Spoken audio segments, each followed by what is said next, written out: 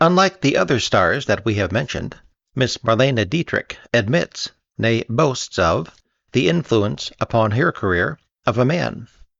His name was Mr. Joseph von Sternberg, and so pronounced was his Pygmalion Galatea relationship with Miss Dietrich that he was called Svengali Joe.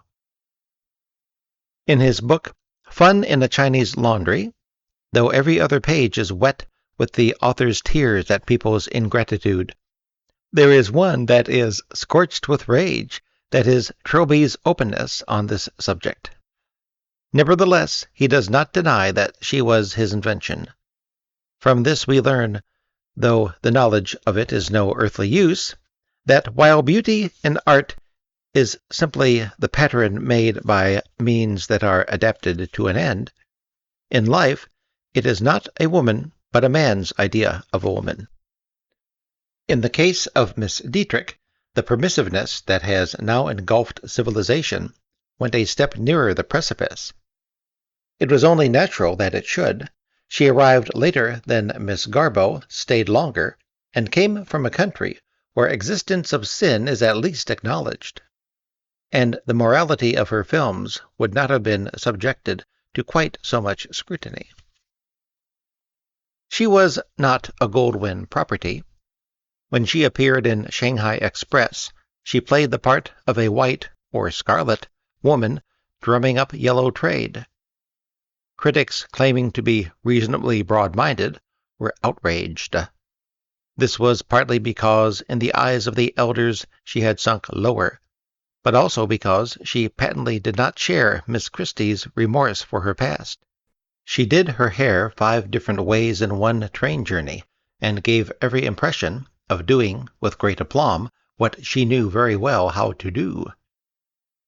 The sphinx-like quality that Mr. von Sternberg imparted to her differed from that of other female stars. It was neither unearthly nor tragic.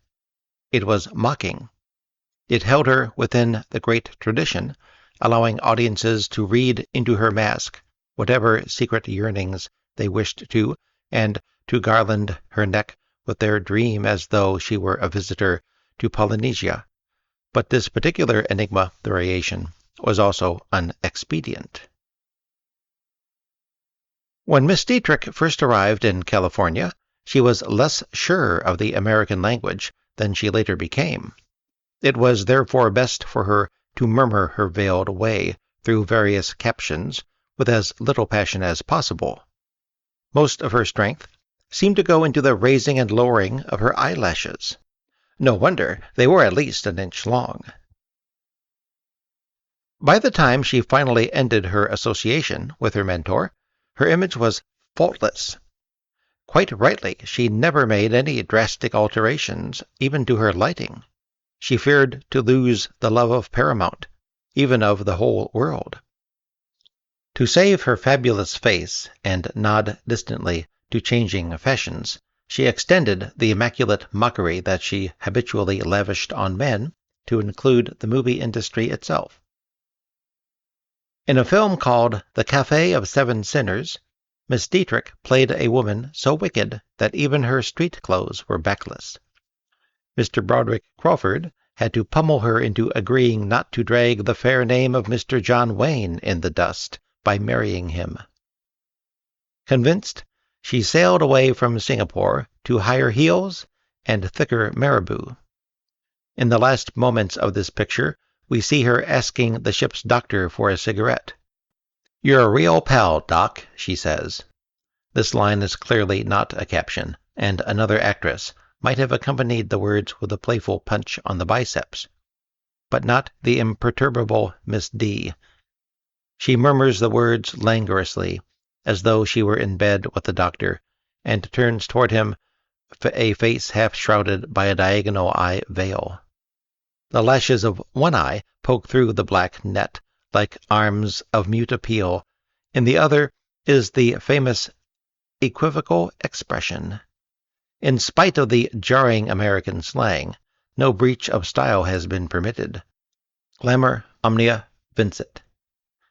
As Monsieur Cocteau warned us, behind the gods there are other gods. The lure of these three actresses, and of the whole aviary in which they were the most exotic specimens, was that they could be seen to establish, apparently with little or no effort, a mysterious ascendancy over men. Since there is now hardly any difference between the sexes, the idea of male domination is rapidly passing.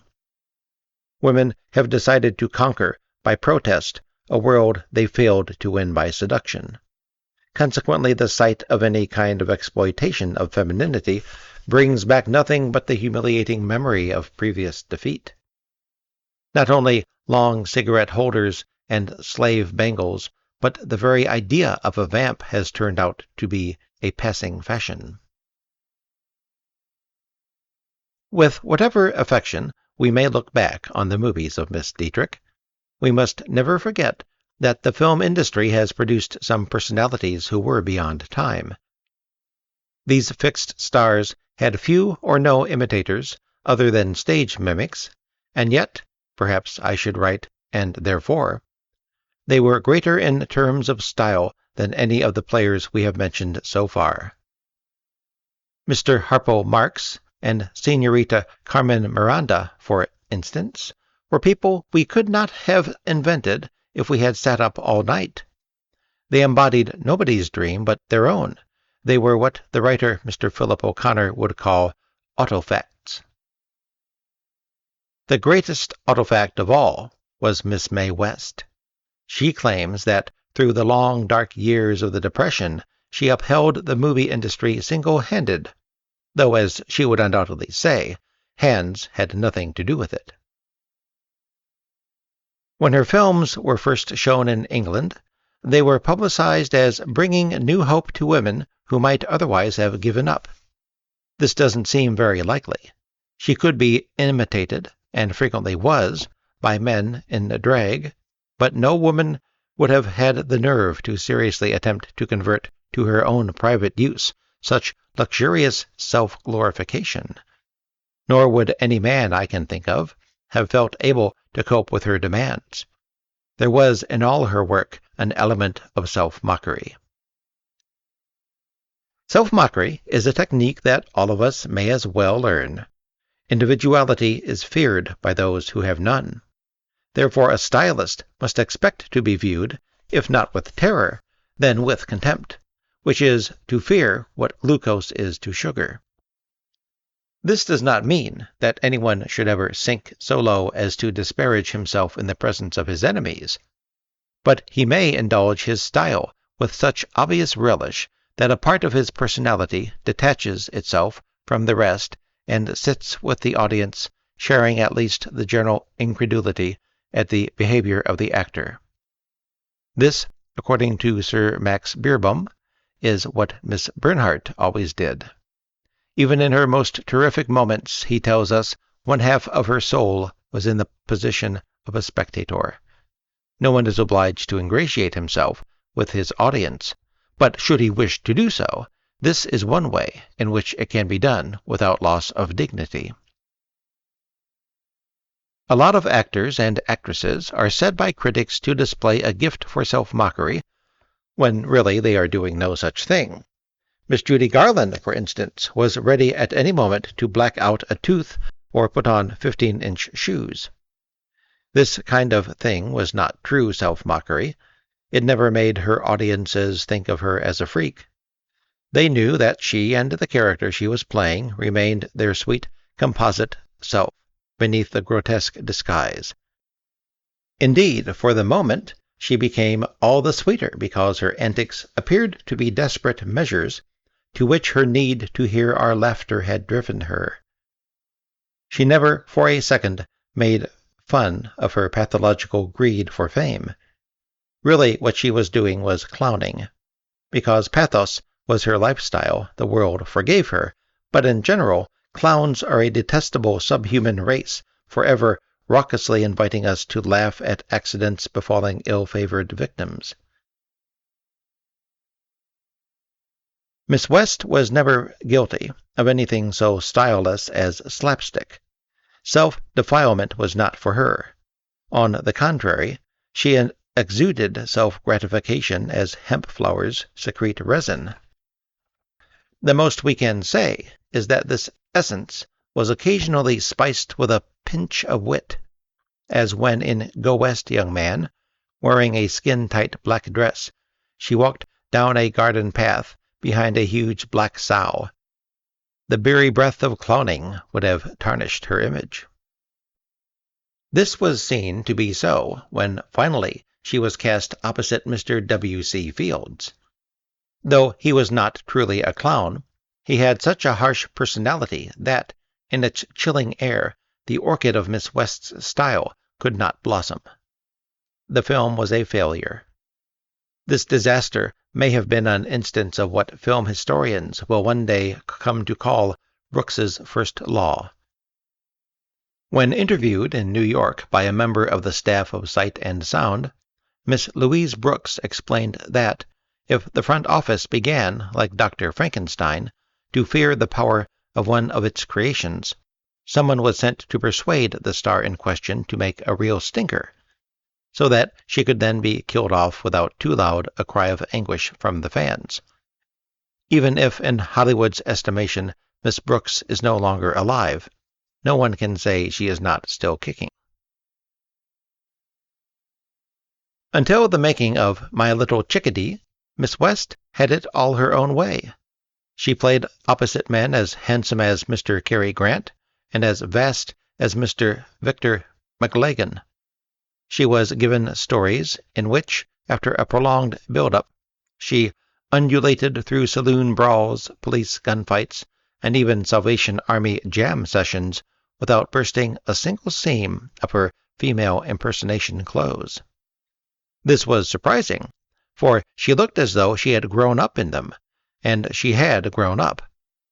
Also, whatever disagreements she had with her rivals, they were never allowed to derange her coiffure, which looked as though it were made out of boiled snow. She spoke her own lines, and even the way they were presented was her own invention.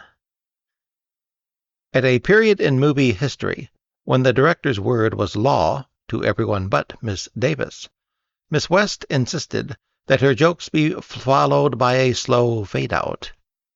The traditional quick cut would have deprived her of a slow triumphal departure from the battlefield and the audience of the sight of her bustle preening itself with pride. Of all the stars that ever shone in the long California night, Miss West came nearest to breaking the celluloid barrier. Although in each of her pictures she played a part, that is to say, she was never actually addressed by the other players as Miss West, she came nearer than anyone before her to looking into the camera aperture to ask her audience the direct but rhetorical question, "How'm I doing?" Almost all star roles during the dreaming years were self-glorifying, but usually the actors or actresses who played them believed utterly in the bravery or the virtue by which in the story they conquered, and they sought to convince their devotees. When Mr. Alan Ladd used regularly to shoot down whole bowling alleys of baddies without turning down the collar of his raincoat, he was sincerely trying to bring a message of hope to tiny men. Watching Miss West was different. What audiences enjoyed was not so much the triumph of a fictitious character over crooked cops and two-timing Romeos, as the sight of an actress hilariously trouncing the entire movie industry. At long last we saw the female dragon rise to gobble up the ridiculously armored myth-maker and then casually brush the crumbs from her ample bosom. Although in their heyday the movies were a machine uniquely equipped for packaging and marketing style, an aspiring stylist would have been well advised not to go to Hollywood without a return ticket. The price of a cement footprint was, and still is, considerable. At 6 a.m, a movie actress is roused from a sedated sleep and rushed to the factory where she is temporarily employed. There, a swarm of workers buzzing with envy prod her into a dress with an 18-inch waist, and smear her face with the expression it used to have in the days when Mr. Darrell Zanuck liked her. Then they lead her into the light, blinking like a suspected person brought in for questioning. Hour after hour, obeying megaphoned instructions, she turns, smiles, says, "I love you," turns, smiles, says, "I love you," turns, until at dusk she is dismantled and taken home. This doesn't sound much like a day in the life of somebody loved by half the world, but once it well might have been. Furthermore, there are drawbacks to a film career other than mere physical discomfort. The movies are a part, by far the greatest part, of the entertainment business, but, in a sense, they are not a doing, but a making profession. A stage actress says, "I am doing a new play," but a movie star admits she is only making another picture. As with the work of a painter, so it is with a movie. It is a thing, and it is taken away from the people who made it, and shown in another place to strangers. Very few stars have any say in the way their work is distributed, and not many have a direct financial interest in its success. The very geographical isolation that gave the movies their former perfection exacerbated, to a slight extent, the malaise from which film folk often suffered. It gave them the sensation of being exiles. The same shudder that ran down the spines of moviegoers when they emerged from the cinema into the cruel light of the street also shook the stars as they left the studios on the last day of shooting. The crew turned its attention to another actress, and the fans cheered their favorites on another side of the planet. The object of all this emotional reaction sat in a bizarre house in Beverly Hills, anxiously reading scripts as similar as possible to the one she had lately illuminated with her luster. A sense of anticlimax went with the territory. A feeling of missed reward grew without sustenance, like the cactus that is indigenous to the state, until it flowered into a conviction of persecution. The vast salaries were forgotten. Sometimes, because they were not the whole answer, they came to be regarded as an insult. The girl who had all sorts of plans for doing something sensible with her wages turned into the star who threw her money about contemptuously. Many women appear avaricious, but few of them love money as men can, with a pure flame. For a lot of men, banks are holy places, and the accoutrement of finance, checkbooks, cash boxes, acquire the magic of fetishes. A stockbroker's sleep is not made lurid by visions of overfilled bras. He dreams of bulging yet uncrackable safes. His prayers are all in numerals. Women are a baser breed.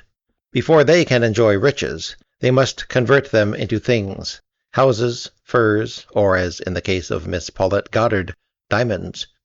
Sometimes, having in youth preserved their vital statistics from damage by parturition, they later on send out for store-bought children, only to find that these are not like the dolls dressed in national costume that used to adorn the couches of prostitutes, but are living organisms constitutionally free to become horrible precedents. From these and other similar causes is born the Judy Garland syndrome. Of these who survive both stardom and the loss of it, the majority depart from Dreamville, leaving not a trace behind. Whatever happened to Miss Corinne Griffith? These are the stars whose style, however luxuriant, was not hardy enough to survive the winter of Mr. Mayer's discontent. They never managed to convert a career in the movies into the full-time profession of being. This hardly applies to Miss Davis. When asked by a reporter if she would make any more films, she replied, "I may have to." If this is true, and only material need has driven her to make her recent movies, it hardly shows. Even in earlier pictures, where she played sympathetic parts, her contempt for the film industry as a whole, and possibly for life itself, seemed to beacon the world's night. Her ferocious acting in pseudo-horror films looks less like a loss of prestige than a vindication of her original judgment. In spite of all this, the kiss of Hollywood must not be diagnosed as fatal. There are actors and actresses, not necessarily as great as some of the names we have mentioned, who are not merely alive today, but who, when they left California, brought their style with them absolutely intact. When these people tunneled their way out, they came up in very strange places. Mr. Ronald Reagan emerged into domestic politics, and Miss Myrna Loy into world diplomacy. Miss Gish has operated in the lecture hall, while Miss Garbo, wearing the most conspicuous disguise the world has ever seen, inhabits a sort of free-range nunnery. We pause before her shrine. A hush falls upon our trivial conversation at the mention of her name, but it is impossible to shake off the fear that she is nothing but her style. To complain of this sounds like blasphemy, but if it is true, then something is wrong. Whatever our thesis appears to be, ultimately we are always speaking of happiness. We must not only invent, polish, and project a lifestyle, we must also enjoy it. Coincidence is the triumph of style over chance. Over and over again, the stories of Miss Crawford's pictures brought their heroine from straighted, sometimes even sordid, beginnings, not so much to happiness as to social vindication. Enjoyment hardly seemed to enter into consideration. Whatever reward Miss Crawford's screen self finally won, the cost always seemed to have been too great. This impression was given less by the script than by the star's way of acting. Her performance seldom contained any of those happy incidents that decorate the work of people like Miss Dorothy McGuire. Audiences felt that what Miss Hedda Hopper said of Miss Crawford was true. She had nagged herself into becoming a competent actress. We have been told that before her triumph in Mildred Pierce, Miss Crawford was having trouble with her career. But even if this information had never reached our ears, we should still have thought of her as hacking her way through script after stubborn script. The difficulties the heroines that she played had in subduing the Women's Watch Committee of some American provincial town seemed to be one with the rigors of staying on top in the movie business. To me, this makes Miss Crawford a supreme stylist. What in a lesser person might have been seen as a defect, she turned into a kind of glory. She converted what may have been a real resentment of people who wanted less or didn't have to fight so hard into a unique personal idiom. She was the living example of one of the basic rules of style. That which cannot be wholly concealed should be deliberately displayed. Miss Crawford's escape route under the barbed wire of Hollywood surfaced in the boardrooms of Pepsi-Cola. This was an outcome that no one would have dared to predict, but after it occurred it seemed inevitable. It was an actual event exactly like the final reel of one of her pictures. By means of it, Miss Crawford moved from a doing profession into the world of being. To the lovers it may have seemed an ecstatic accident that Mr. Alfred Steele met and fell in love with the movie star. Really, it was fate. There had to be a person, there had to be an event, however tragic, that would open a door into the corridor of industrial power. Whatever wealth this marriage brought to her is absolutely beside the point. She had been earning what most of us would call big money since Our Dancing Daughters, which was made even when I was young. What matters is that she had been placed in a position of power where she could never again be discomfited by society or by Mr. Sidney Greenstreet. This perfect alignment of art and life ought to have been of benefit to both.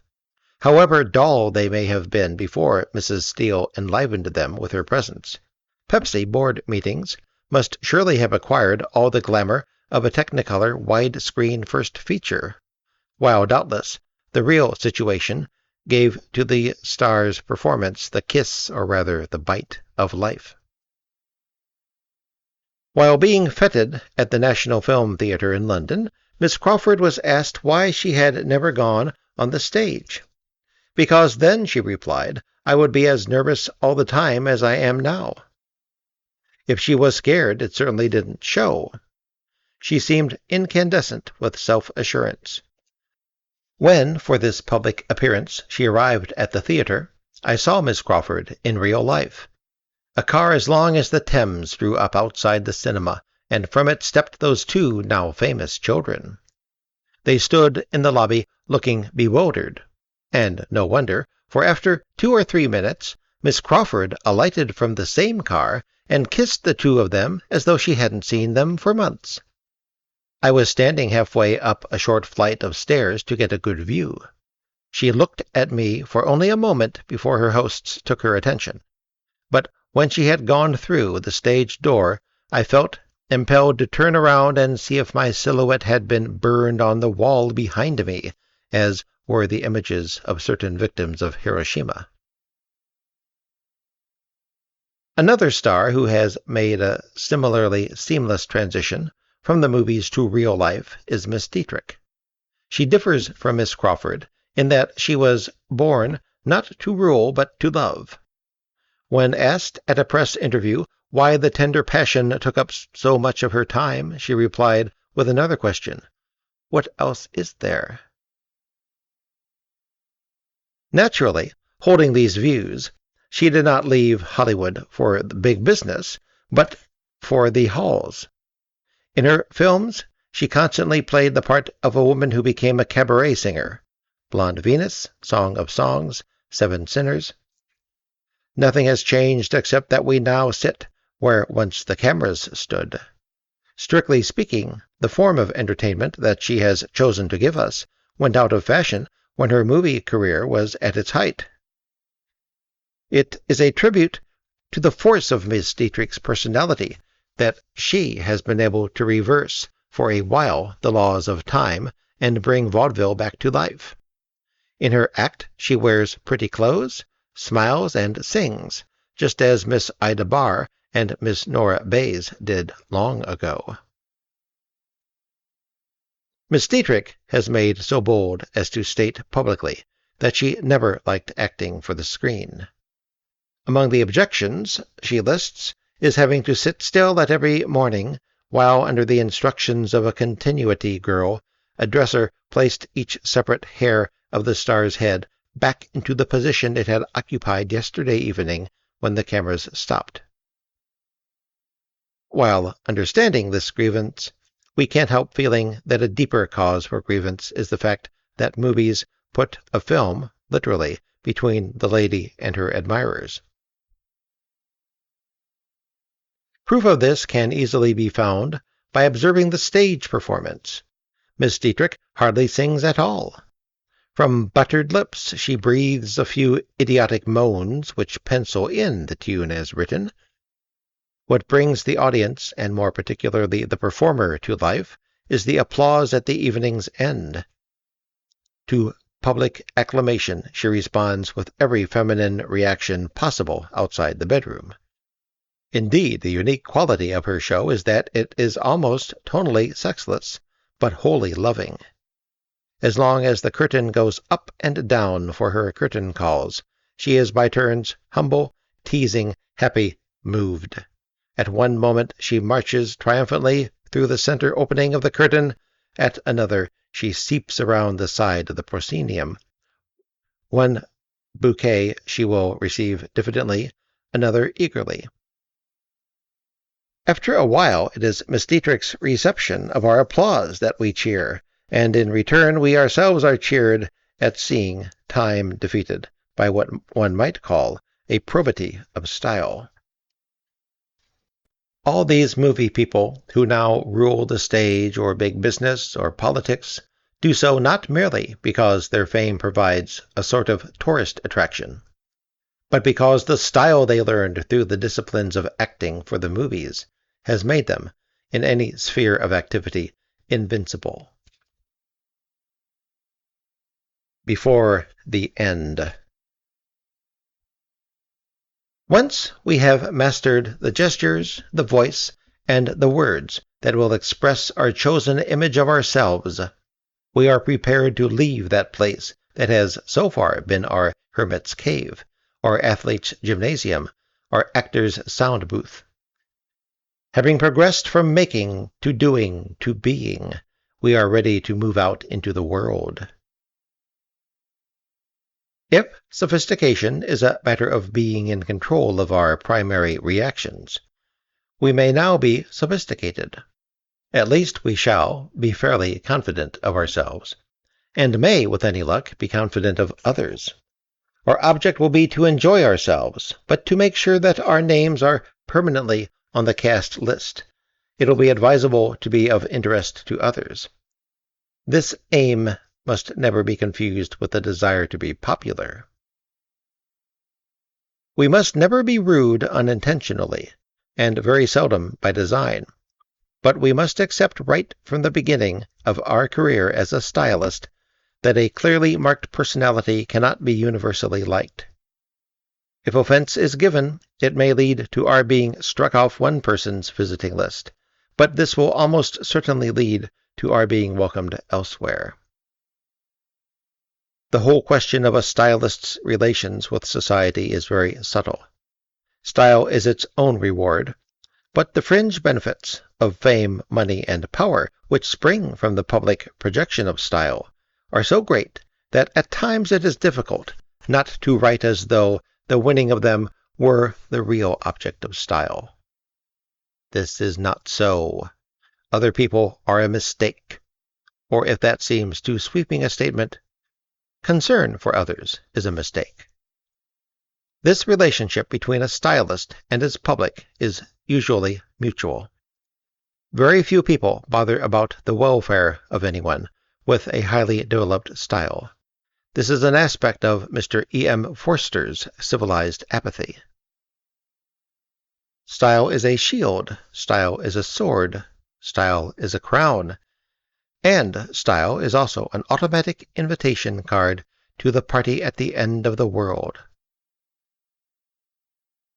When Miss Elizabeth Taylor was Mrs. Mike Todd, her husband gave a party in her honor at Madison Square Garden, whose marquee that evening bore the unusual legend, "A private party tonight."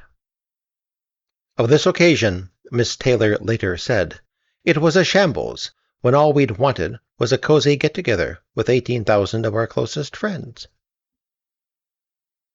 Perhaps on that one evening, this matchless stylist forgot one of the rules of style: never attend a gathering so large that everyone in it cannot be made fully aware of your presence, and do not mix too often with those who cannot appreciate its quality. It is not true that stylists surround themselves with dullards. Conversation stimulates conversation. Wit provokes wit. Every hostess knows no party can be called a success until everyone is talking and no one is listening. In the midst of this pageant of personality, this hail of epigrams, who will hear the bang or the whimper when it comes? Who will care? That concludes How to Have a Lifestyle by Quentin Crisp. Thank you for listening. And thank you, Evan Max, for requesting.